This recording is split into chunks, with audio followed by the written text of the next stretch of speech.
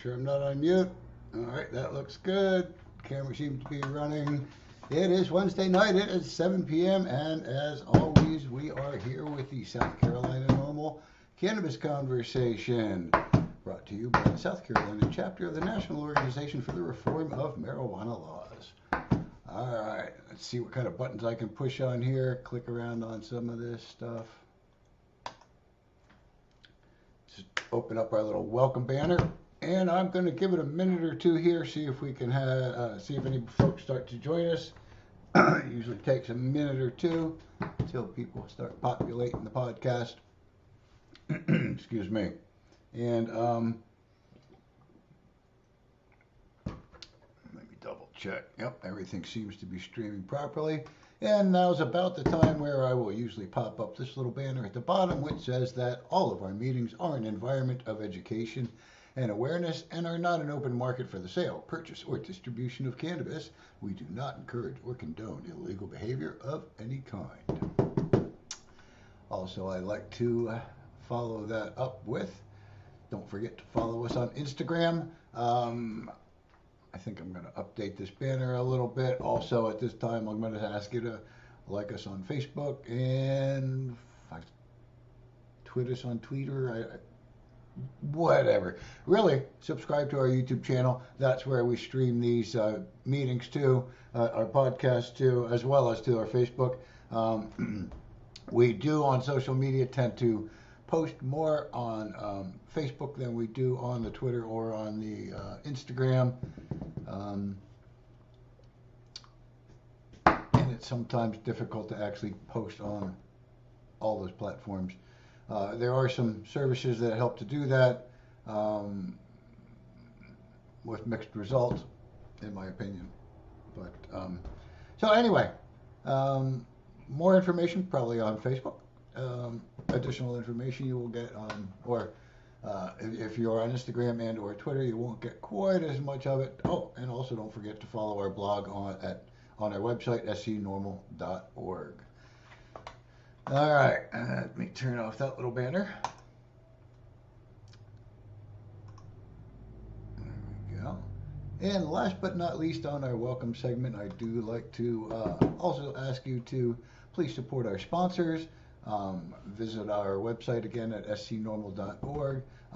Go to the sponsors page, and if there's something there where you'd like to shop, please shop with our sponsors.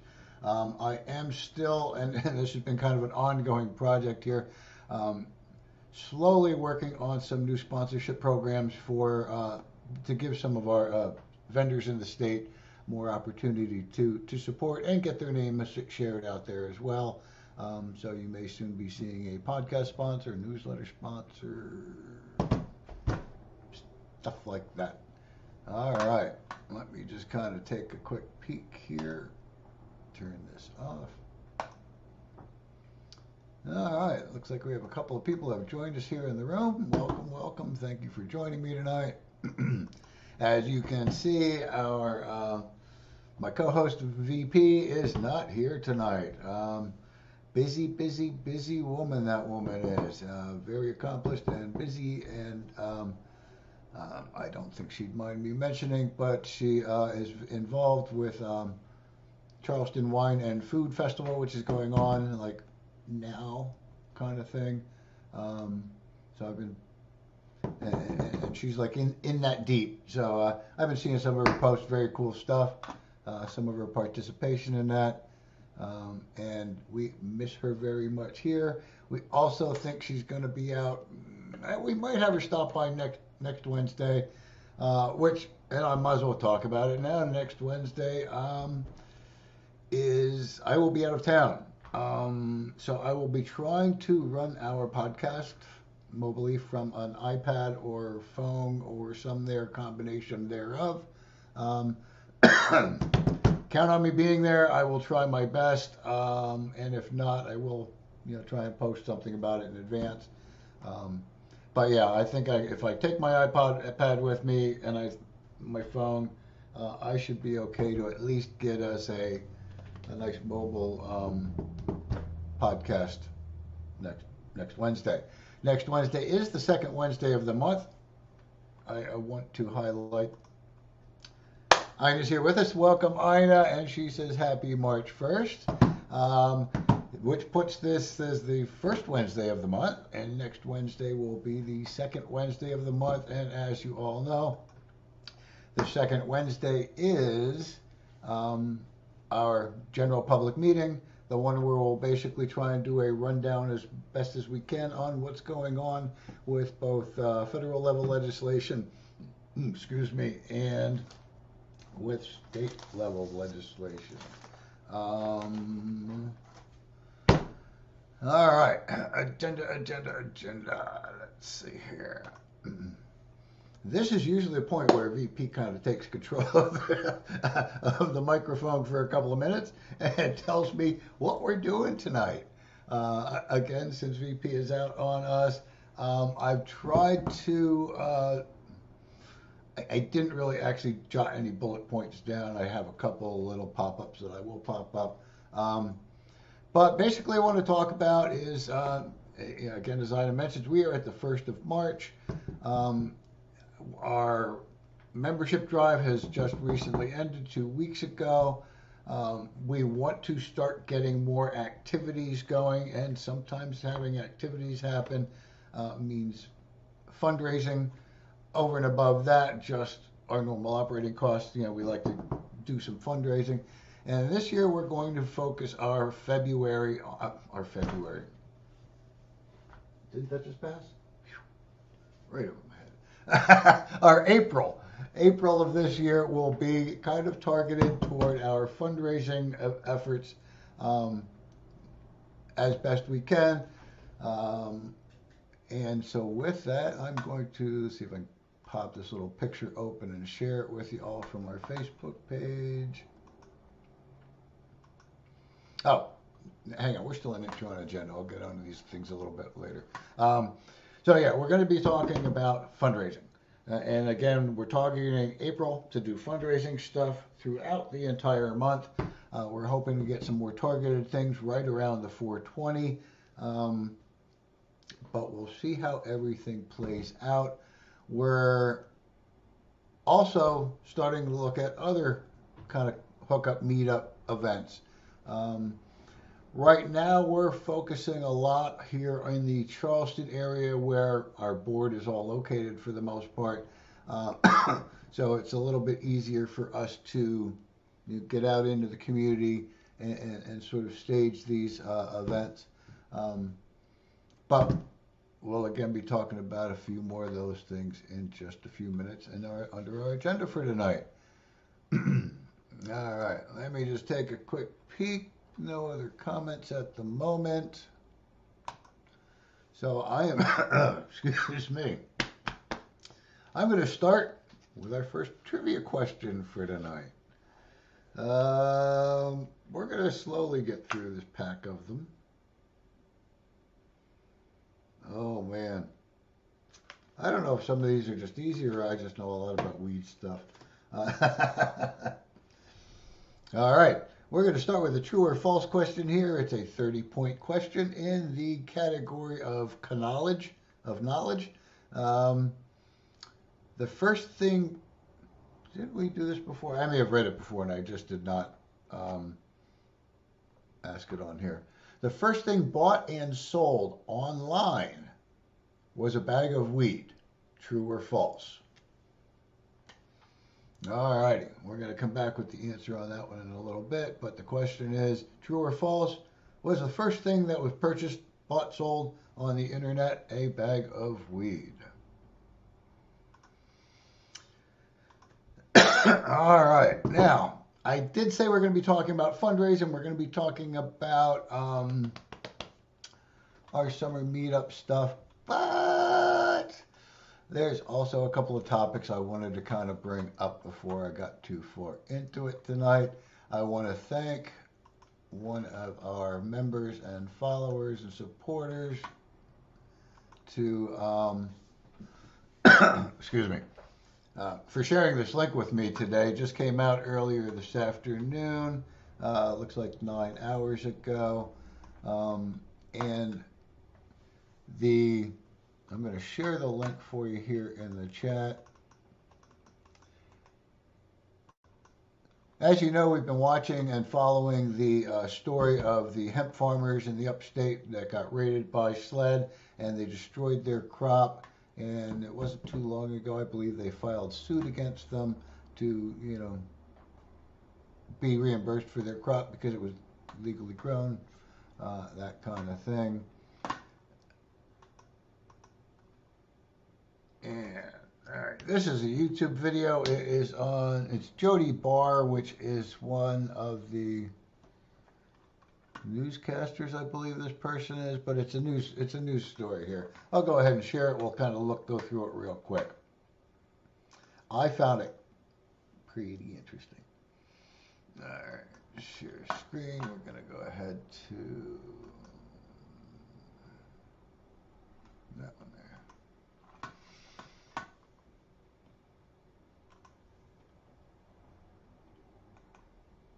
there. All right, let me start this up. Let me know if you can't hear it in the chat. Investigation. A South Carolina judge has fined Chief Mark Keel for discovery abuse in a civil rights lawsuit out of Dorchester County. Keel heads the South Carolina Law Enforcement Division, also known as SLED, the state's top law enforcement agency. Good evening. I'm Alicia Barnes. And I'm Brian Blakely, the farmer that filed the lawsuit after he says SLED mowed down his $1 million hemp crop and then tried to hide evidence from him. Evidence that farmer believes shows SLED conspired to destroy his crop. Here's Chief Investigator Jody Barr with an update to seize and destroy a Queen City News investigation. John Trenton Pendarvis versus... During a virtual hearing in October, Trent Pendarvis' legal team spent more than an hour presenting evidence it says proves SLED hid evidence from this Dorchester County farmer before SLED raided his farm and mowed his hemp crop down in 2019. The defendant's conduct in this case was not just obstructionist discovery conduct, meant to obstruct the plaintiff from getting discovery. It was also meant to mislead the plaintiff. And quite frankly, it was also meant to mislead the court. He's going to get his dad, come get the truck. Another example, Patrick McLaughlin argued, is what happened when SLED agents went to Circuit Court Judge Diane Goodstein just a week before the raid. SLED asked Goodstein to sign a seizure and destruction order for Pendarvis' hemp crop. SLED sent the judge an Attorney General's opinion published in July, 2 months before the raid, to support their request. That July opinion, McLaughlin argued, that we're out here because Department of Ag called us out here, had nothing to do with the Trent Pendarvis case. But an August 2019 opinion SLED asked for, specifically for Pendarvis, did. In that opinion, the AG advised SLED to seek judicial authorization before destroying the crop. I just want to stop it there a second, just because, if nothing else, yeah, WTF. I mean, am I surprised? No, not really. I do not believe that law enforcement abides by the laws. With their qualified immunity, I believe they can feel that they can get around the laws, whatever they have to do to go after the citizen. Anyway, let me go back here for a second or two. Before destroying the crop. Pendarvis' lawyers argued SLED purposely tried to deceive Judge Goodstein by withholding the August opinion from her and from Pendarvis' legal team. We asked them to admit that the actual opinion they submitted to Judge Goodstein, because when they sent her that ex parte order, Your Honor, they sent her an AG opinion. And the order actually references an AG opinion. It is not the August 8th AG opinion. Instead, it's a July 10th, 2019 opinion. And that opinion deals with different factual situations than the allegations against the plaintiff. Specifically, it deals with people who are cultivating or possessing hemp and don't have a license. Oh, by the way, this AG's opinion you guys have never identified or produced to us this original letter that you sent to the AG where you sought that opinion. Again, I'm going to stop it there. Actually, I'm going to take that one back a second or two.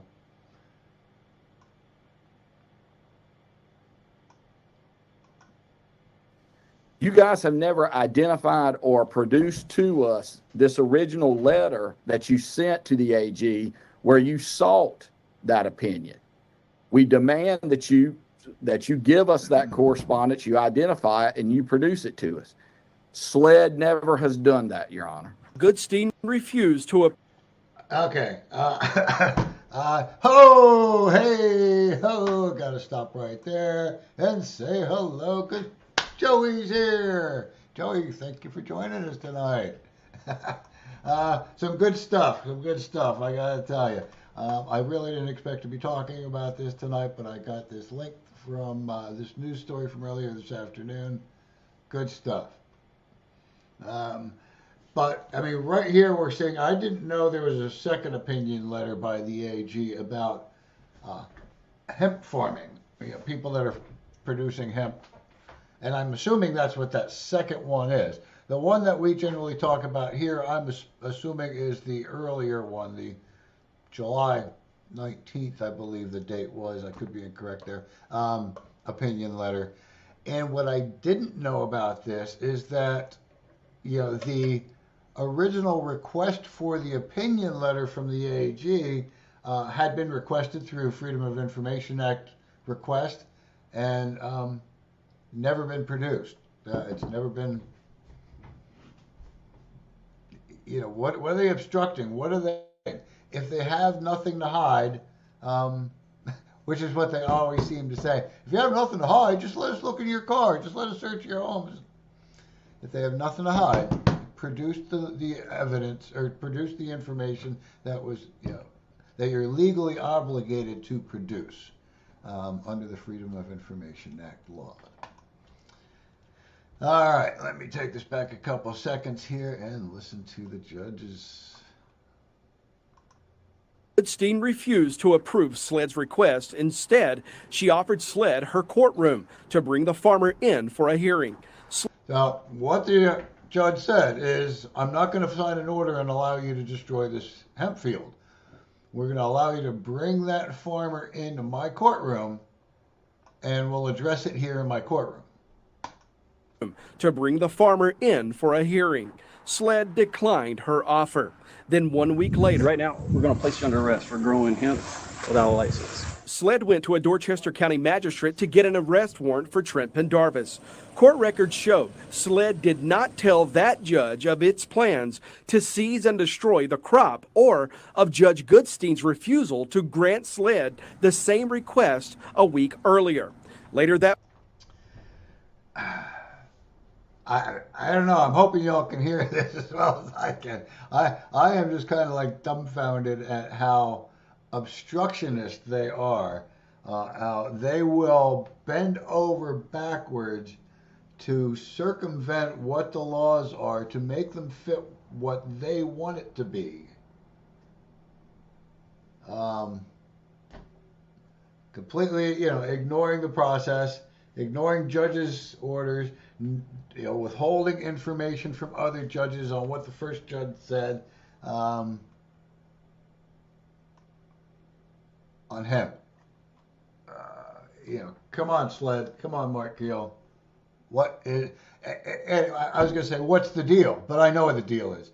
It's federal grants for the war on drugs.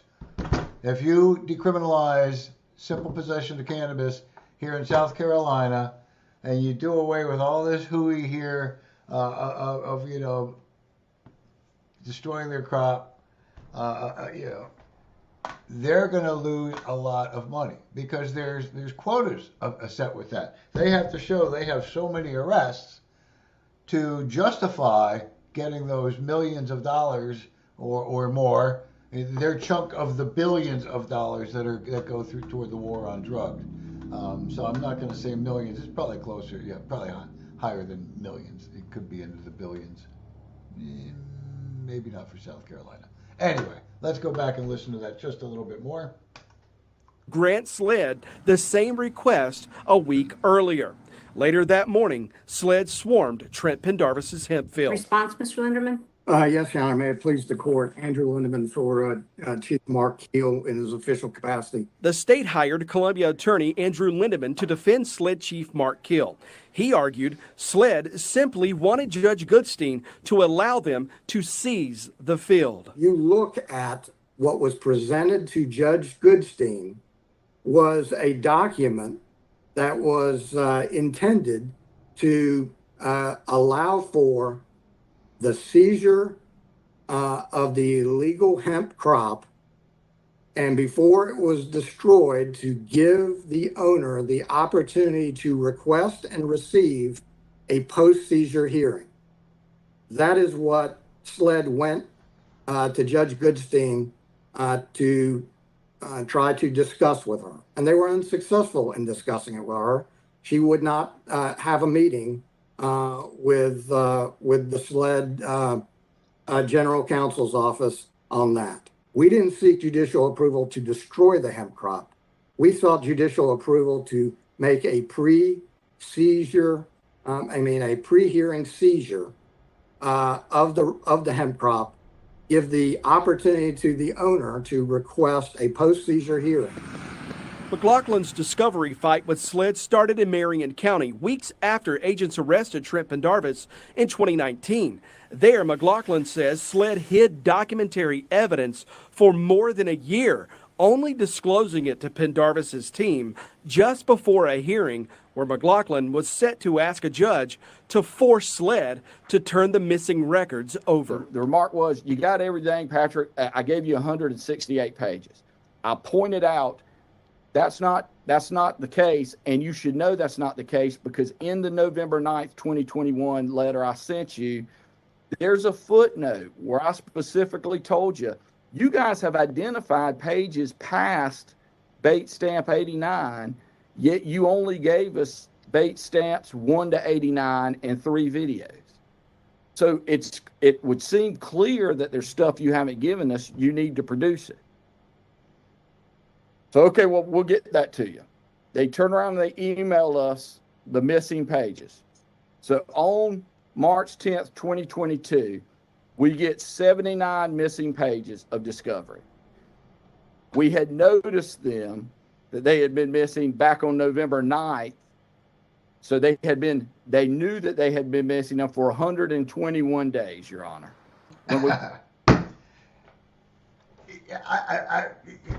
What do you say to this? This is our government. This is the government kind of coming after a farmer trying to eke a living out of the land with a beneficial crop, and now they're trying to hide their evil deeds. When we were coming up on the hearing in Marion, on the courthouse steps, all of a sudden we get, let us supplement our discovery responses. On the courthouse 356 steps. days after our first Rule 11 letter telling them that their responses to those requests for admission were no good, that they didn't comply with the rules. Your Honor, this last minute discovery response makes our argument for us. It shows that their intention with this was simply to obstruct, to evade, do not do anything until the very last second. And even when you do it at the last second, don't actually cure the deficiency.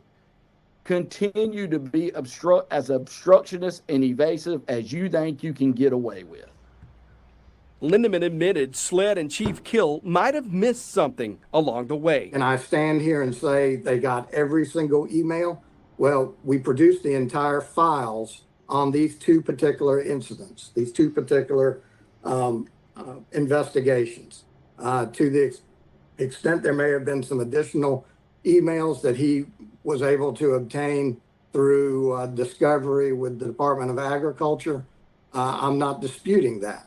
But the bottom line is to suggest that we didn't produce emails along the lines of what was requested for is just absolutely false. Pendarvis's lawyers also asked for personnel records of SLED agents involved in the raid, something anyone can get under the state's Freedom of Information Act. SLED fought that too. We went on to say, to the extent that a court orders the production of the personnel files or portions thereof, the production should be protected by a confidentiality order or other protective order which has not been entered in this litigation.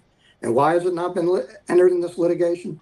Because Mr. McLaughlin will not agree to confidentiality orders. He historically does that in all his cases. And he and I had a discussion in this case. He didn't reveal that to the court, and he declined to do so. But the judge's order states it is SLED Chief Mark Kill's responsibility to ask the court for a confidentiality order, something Kill still hasn't done in this case. There's no increased privacy right by law enforcement officials. In fact, Burton v. York County tells us that as public officials, they've got less privacy than a private citizen does. They've never moved for any type of protective order. They just refuse to produce those documents. McLaughlin believes Mark Kill intentionally kept that evidence from Trent Pendarvis.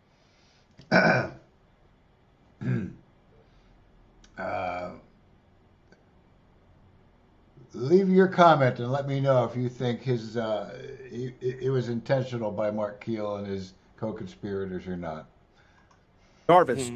So Pendarvis would not find out the backstory of what led to the raid of his family farm. These emails that you guys have now finally produced to us show us that this is intentional and willful bad faith attempts to avoid answering our requests.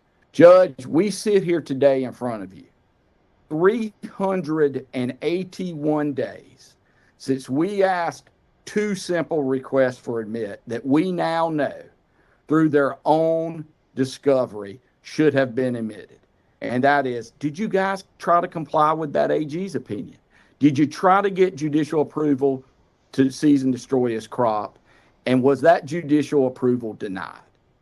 381 days have been by, and they still have not admitted that. In this 31-page order handed down this afternoon, Judge Mate Murphy ordered SLED Chief Mark Kill to pay attorney Patrick McLaughlin a fine of $11,300 for the extra work and delay Kill's discovery misconduct caused. The judge wrote, Kill's written responses to the Pendarvis lawsuit are examples of his intentional, willful, and bad faith nature of Kill's discovery conduct. Failing to properly respond, ignoring written notifications of deficient responses, forcing the plaintiff to file motions, forcing the court to schedule hearings, and then at the last minute, attempting to cure the deficiency is not conducting discovery in good faith and is evidence of intentional, willful, and bad faith conduct. The judge wrote, Kill's written responses to the Pendarvis lawsuit are examples of his intentional, willful, and bad faith nature of Kill's discovery conduct.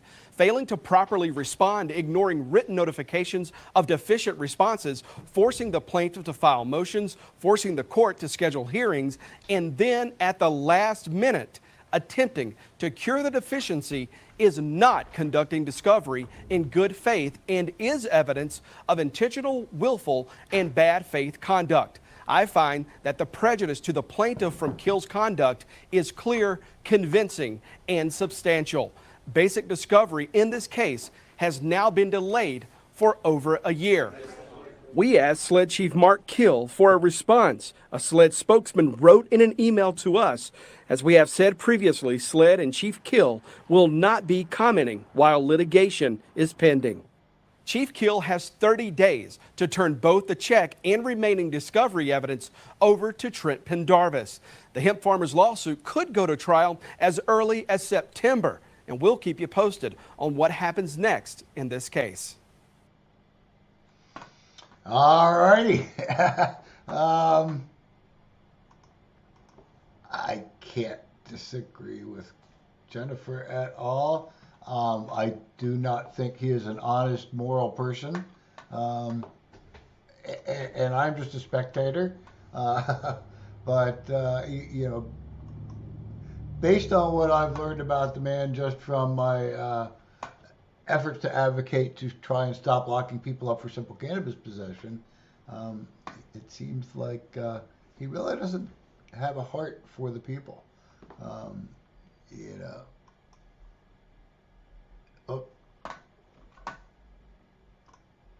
Oops. I have to, whatever I just did there. Stop. All right, I was pushing the wrong buttons here. Let me get that one out of the way. Cease, destroy. So anyway, I did share the link for this one in the chat. So if you want to go back and watch that again. Great ruling, I believe, by the judges. Let me turn off the share. Okay, that went off there. Cool.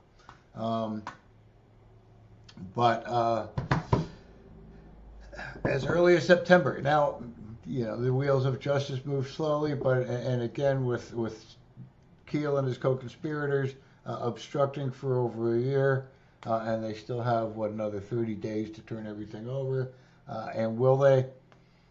That's still to be seen. You know, so it's going to take some time. Hopefully this does get to court as quickly as possible. We believe that, yeah, they deserve to win their case. We believe their civil rights were violated. And we believe that law enforcement should be the ones responsible for paying, not the taxpayer. But that's not the way it happens. All right. That was fun. Good conversation. Good video. Thank you for sharing that with me. I didn't see DJ Josh comment in tonight yet, but he's the one that shared it with me. If you're a regular participant, you will know Josh. Anyway, I am going to go back to this little click button. And we're going to go ahead and do the answer on the true or false for the, was the first thing purchased and sold online a bag of weed? The answer is true. According to this little card in my hand. Has no source to it, but it says the first thing bought and sold online was a bag of weed. All right, we'll come back to another question again a little bit later on in our chat. But for now, I want to kind of scroll through. Sometimes what I do, especially when VP's not here with me, kind of take a look at a couple of the headlines that I've seen and maybe thought they were important enough to share on our Facebook page. And I do see one here that I am going to bring up. Let me go ahead and open up the article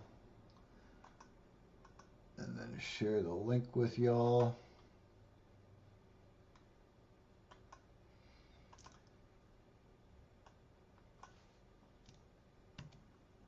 Okay, I think I got the link.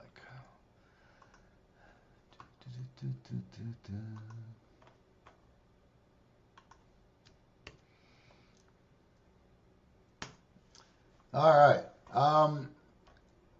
This was on a news station that is kind of near my hometown area.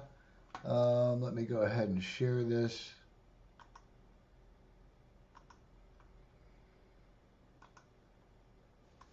So even though I've been in South Carolina for a number of years, oh cool, an advertisement, I still follow the hometown news, and this one caught my attention.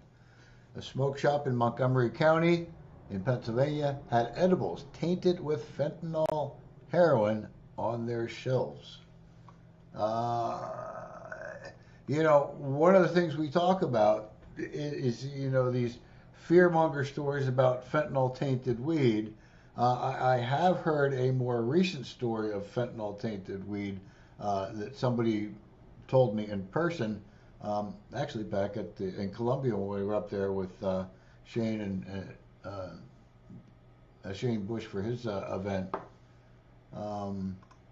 But this one caught my attention because these were like prepackaged edibles that were supposed to be, I believe, Delta 8, Delta 9 gummies, and you know, things like that.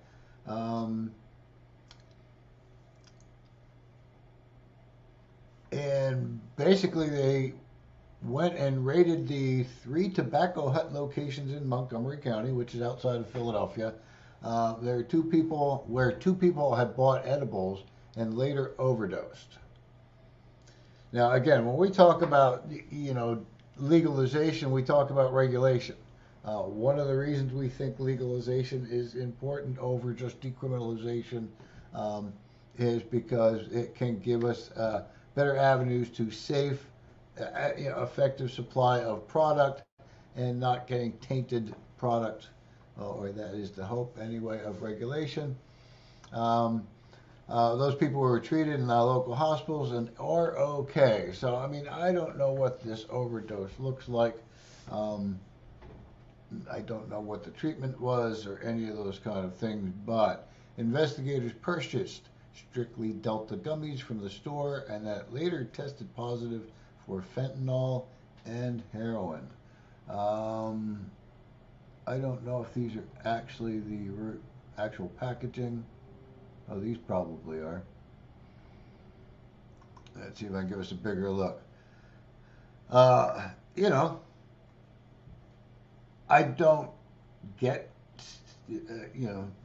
cannabis gummies, really. So, in these kind of shops, and I don't know where they're produced. If you're eating and consuming anything, be very, very careful out there, folks.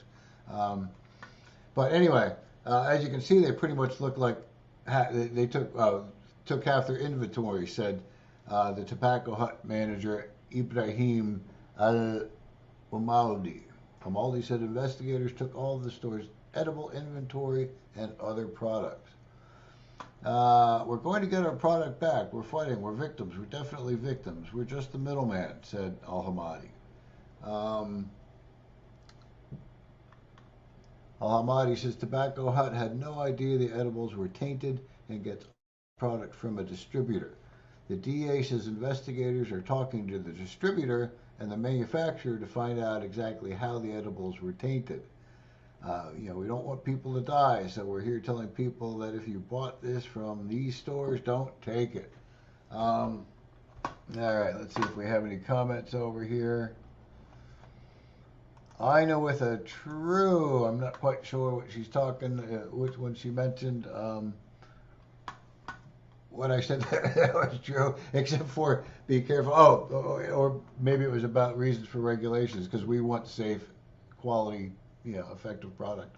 Now, anyway, definitely, folks, be careful out there. I mean, the more and more these stories are coming around, the more I get a little bit apprehensive, about just buying product. I want to follow this story. This one came out. Actually, I see this. It came out on the 24th, so a few days ago, about 4 or 5 days ago.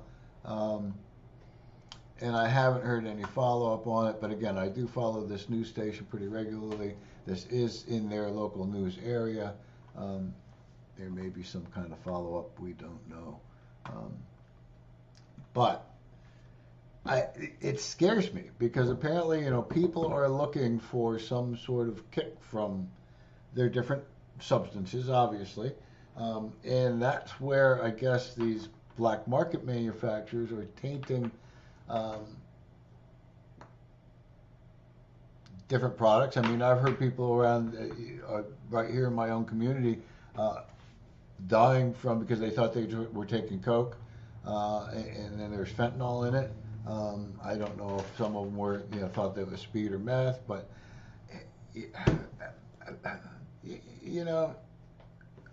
it's never been good to give people drugs that they don't expect. You don't dose somebody. That's just not good etiquette, if nothing else. But I guess in the desire to make a whole shitload of money, people's greed takes over.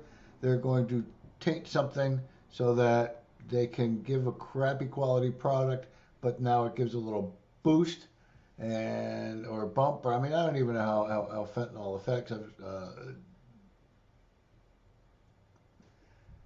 Don't know. But anyhow, yeah, we want good, safe, quality products. Now, let me go ahead and get rid of that one again.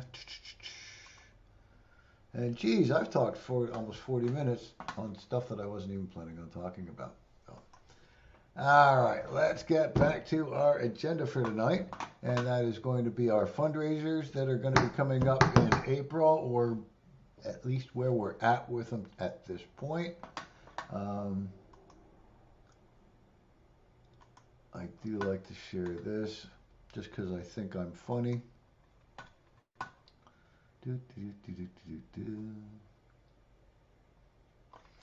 All right. I think I can do this way.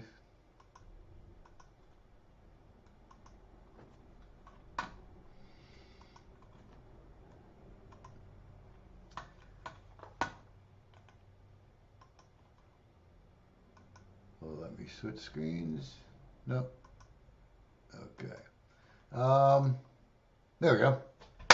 Coming soon in the entire month, for the entire month of April, starting on April 1st and running through the rest of the month, we are going to be selling Krispy Kreme donuts, digital dozens, to try and raise some funds for our efforts here in South Carolina, for our efforts to try and reform some marijuana laws. Digital dozens, I think it's really kind of, that's not where I want it to go. I want this link here. Let me open that so I can share this with you.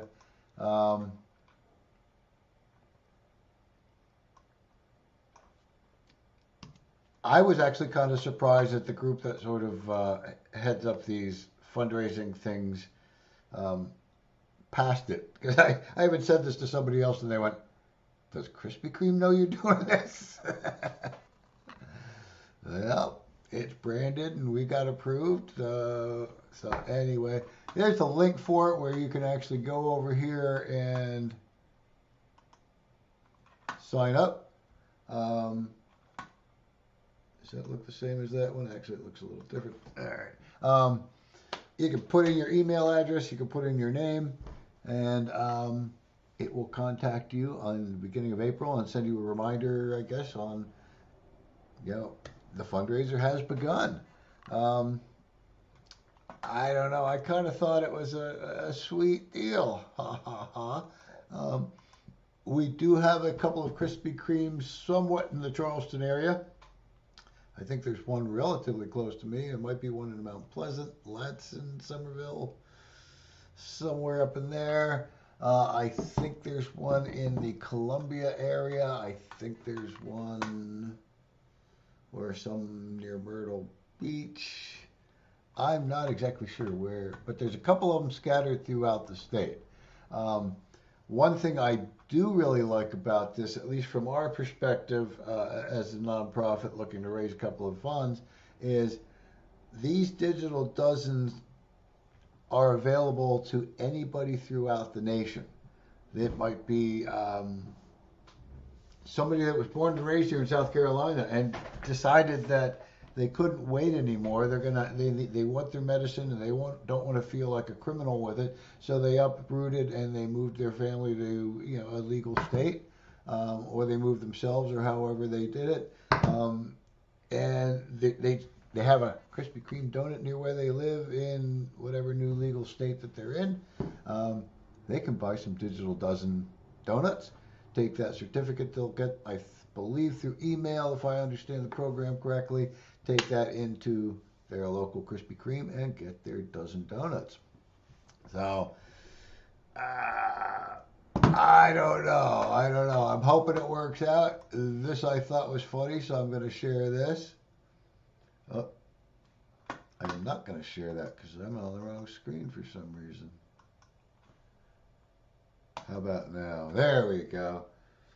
Are you telling me that buying Krispy Kreme donuts will help support South Carolina NORML's efforts to reform marijuana laws? I love that. Hugging on the donuts. So, I don't know. I'm hoping to have a little fun with it, kind of play off the love of donuts that law enforcement has. Never know. We're trying to work around a couple of ways where we can sort of step this up a little bit in locations that do have a Krispy Kreme in their neighborhood. I haven't designed them yet, but my plan is to design a couple of signs with the QR code or whatever kind of code that people can go right to their site, order their donuts, as they're walking into Krispy Kreme, so that hopefully we get a couple of our supporters out there with the signs nearby the Krispy Kreme, and as the people walk by, they can just maybe help support. So we're looking to do that. That could be and should be fun. Our goal on that, let's see if I can find it on here, is 420 dozen. I don't know if I'm wishful thinking on that. I really, hope we can kind of get near that number with your help. That's my hope. With your help, I'm going to turn that back off. With your help, hopefully, we are going to get to that 420 dozen, promote it nationwide, hopefully, and tell your friends in other states. Help support NORML in South Carolina. All right. If you have any thoughts, comments, or suggestions on how we can help promote that a little bit without spending money we don't have, I will always be willing to hear your thoughts on that. All right, let's go ahead and disappear that one. Disappear that one. And disappear that one. All right. The other things that we have going or are sort of planning. I am going to open and take a quick peek at our website here. I'm starting to update our coming events page. And, all right. I'll share it with you real quick. It's kind of plain and simple.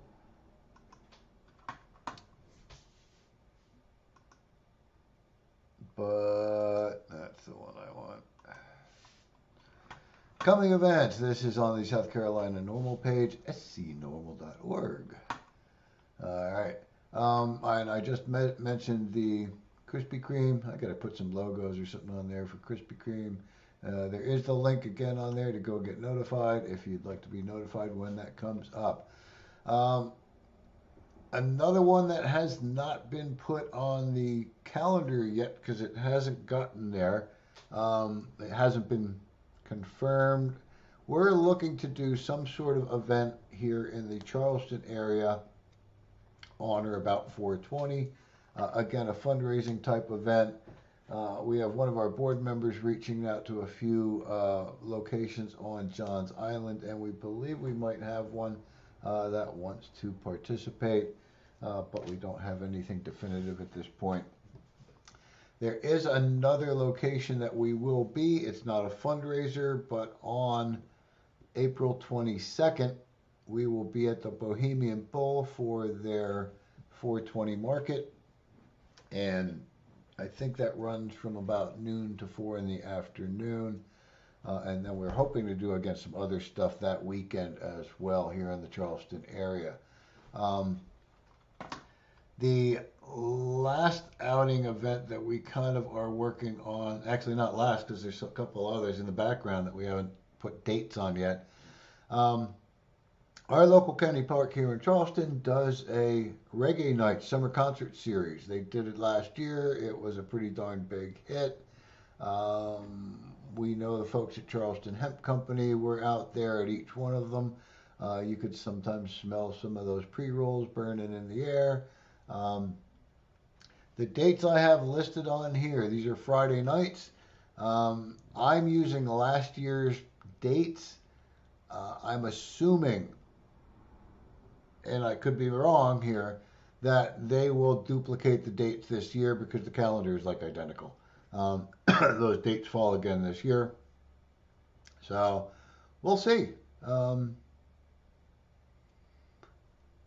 We'll see what they do. If they do change the dates on them for some reason, or they don't hold the reggae nights this year, I don't know. I'll take this down, or I will update it, or whatever. Now, this is not, and let me repeat, this is not a South Carolina NORML event. We are not sponsoring this event in any way. I don't even believe there's going to be any option of us showing up as a vendor. All this is our invitation to you to come out and join us there. Hang out, listen to music, dance, bring some snacks. You're not allowed to bring coolers. You're not allowed to bring your own alcohol. But I think they sell beer and wine there on site. Um, and we're going to kind of set up our little seating area. We'll put a couple of our banners up on our tent or something. So if there's a little mist or rain, we can get a little bit of cover. They do say, bring out your chairs, bring out your blankets, bring out your stuff, ... So, I mean, if that means bringing up a pop-up tent, I don't see a reason why not. And we're just going to go out, we're going to hang, we're going to kind of just be present at the event, and have fun. Hopefully we kind of will get interaction with other members of the community. They'll come over and ask what we're doing.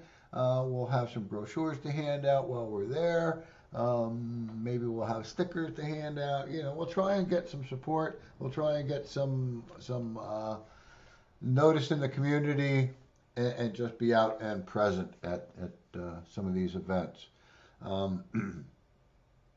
With that said, I'm not sure if I will be at those events because I work at the park, and if I'm on schedule, I'll come by and I'll say hello. But we'll see. We'll see how that plays out. Usually I ask off on Wednesday night so I can be here for the podcast. I don't want to be a guy asking off Wednesdays and Fridays, although it's only 4 Fridays. So we'll see how that plays out. I would like to be at the first one, June 3rd. That one I will probably be at, and we'll see how it plays out. We have our other board members in the community here and also some other folks that want to participate. So we'll see how that plays. There was another one I was thinking about. Somebody had suggested try to do a movie night fundraiser. And my thought was do a movie night fundraiser showing Reefer Madness. But we would probably need a sponsor to cover just the initial cost of the rental of the theater. Because that's something that would be beyond our means, and I'm not sure if we'd even be able to recoup that back. So that one's kind of probably not going to happen at this time unless things change in the near future. Another one that's not on the schedule, or not on the website, I'm going to see if I can find this, and I'm going to take you people into my secret documents file here. There it is. Our year at a glance. Okay, yeah, we're talking Reefer Madness night in May. That's probably not going to happen. Our Bohemian Bull we will be at in April. We're possibly talking about we'll be doing an Action Alert campaign later this month. We'll actually be talking about action alerts next week again. So stand by for that.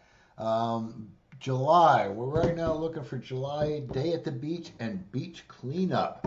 We're going to invite you all to come on out to Folly Beach, help us do a little beach sweep, clean up some of the dirt and trash left by some of the tourists or locals, who knows, washed in from the ocean from Uruguay, I don't know. But we like to go down and help clean up some of the trash and then hang out and chill on the beach and fly our NORML banners and hopefully, again, just kind of be present in the public. So keep an eye out for that in July. Last but not least, back in September, another event at the Bohemian Bull and Ovarian Cancer Fundraiser, which I think has a cannabis kind of tie to it, for healing.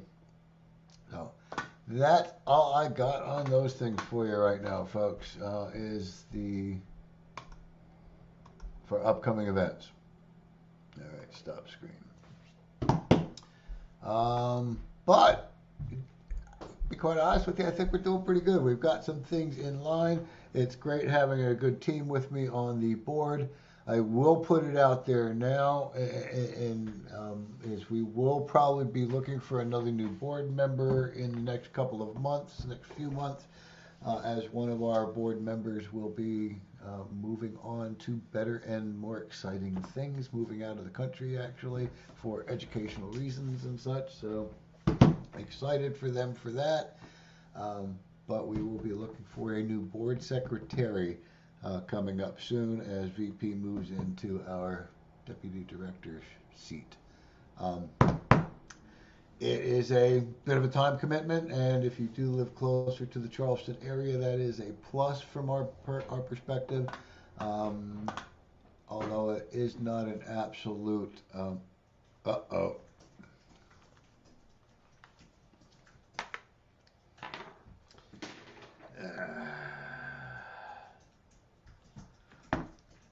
Oh, it came back. Hang on, it came back. I lost all my earbuds, but I think I got this back. All right. Let's see if I can finish up. Something just stalled on me. And I forgot what the heck I was talking about. Oh, looking for more new board members. All right, let me just double check. We're at 7:56 for the night. Let me kind of go and look at my banners, see if there's anything I forgot. I never did ask the other trivia question tonight that I had kind of online. But let me look. Headlines, I want to talk fundraising, summer get-togethers. Yeah, I covered most of it.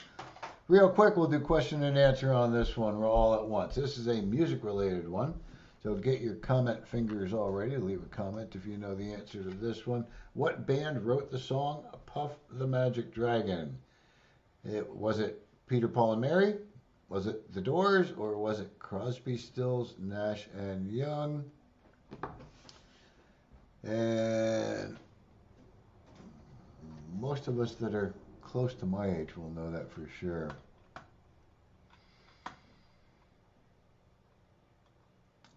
All right.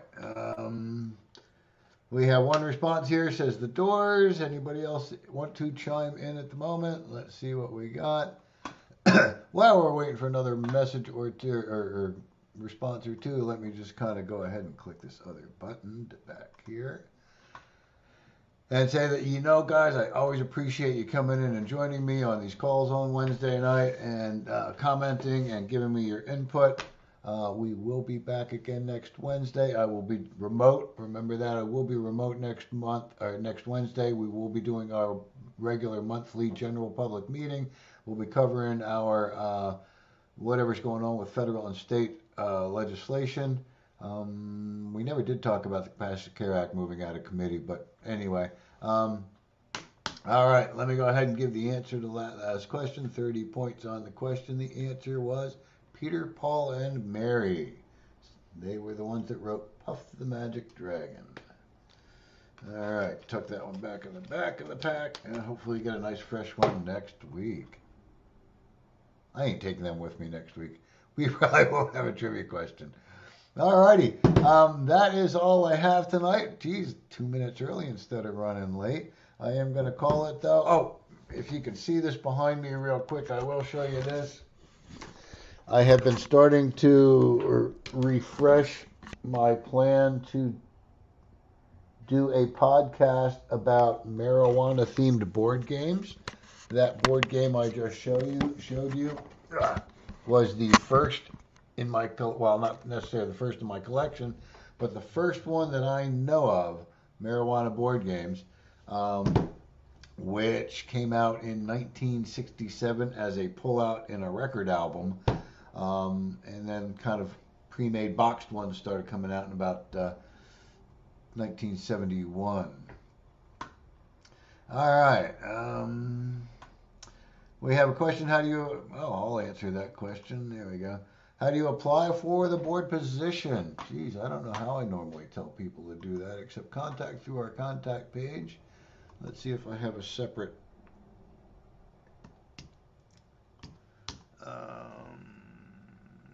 sometimes I have a link. I do not. My suggestion would be to basically contact me through our contact page on our website. Just shoot me a message there saying you're interested in the board secretary position, which is the one that's going to be available, and we will follow up with like a chat, something like this. We'll meet you online with Zoom meeting kind of thing, and see if we're all a good fit and that kind of stuff. So absolutely, if you're interested in that, reach out to me, and I'd be happy to talk to you more about a board position. All right, we got some answers on the Peter, Paul, and Mary stuff. Absolutely. Released in 1963.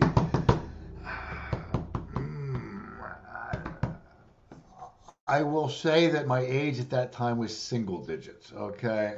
I had not hit double digits by 1963. So, all right.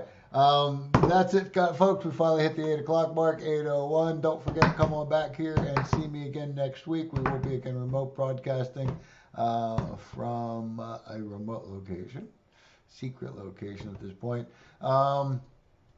And also, remember, subscribe to our YouTube channel and, like us on Facebook. Not everybody does Facebook, so kind of follow us on Instagram or Twitter, although I do post more interesting stuff, I think, on Facebook. But beyond that, see you here next Wednesday, and thank you again for joining me. As always, I appreciate it. Love you all. See you there. Let's change some laws. Good night now.